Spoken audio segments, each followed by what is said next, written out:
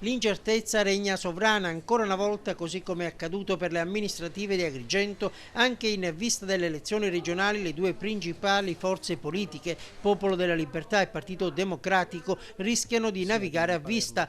Crisi dei partiti, assenza di leader carismatici o cos'altro. Fatto sta che la scelta del candidato alla presidenza della regione si arricchisce giorno dopo giorno di colpi di scena. In casa PDL neanche la voce più autorevole, quella di Silvio Berlusconi, riesce a mettere tutti d'accordo. Il Cavaliere aveva indicato il suo amico siciliano della prima ora, Gianfranco Miccichè, oggi leader di Grande Sud, ma l'investitura, condivisa ufficialmente dall'ex sindaco di Palermo Diego Cammarata, non è piaciuta ad alcuni dei suoi uomini di spicco dell'isola, che si sono ribellati, tant'è che l'ex premier ebbe a dire: non capisco le dinamiche politiche in Sicilia. E così oggi i giochi sono più che aperti. In poll c'è Francesco Cascio, presidente dell'ARS, pista calda anche quella che porta al rettore dell'Università di Palermo, Roberto Lagalla. Sarebbero loro due le alternative di punta interne, pronte a scendere in campo per allargare la coalizione di centrodestra.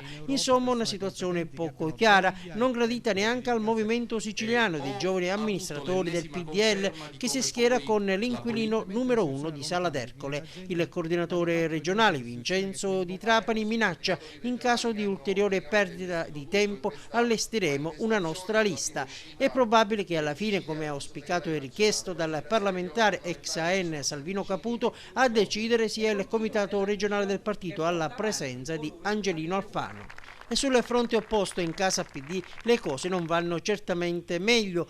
Anche qui c'è stata l'uscita del segretario regionale Giuseppe Lupo per dire sì alla già annunciata candidatura di Rosario Crocetta, tra l'altro esponente del Partito Democratico. Stessa musica, non mancano le note che vanno in altra direzione. L'area di Ignazio Marino invoca la necessità che la scelta passi attraverso la direzione regionale. Entrambi i partiti, PDL e PD, sono poi alle prese anche con il nodo alleanze. Lago della Bilancia potrebbe essere il nuovo polo, pronto comunque anche ad un'eventuale corsa solitaria, con in testa Massimo Russo e Fabio Granata. E intanto la destra di Storace propone la candidatura di Nello Musumeci, destinatario privilegiato della proposta Il Popolo della Libertà.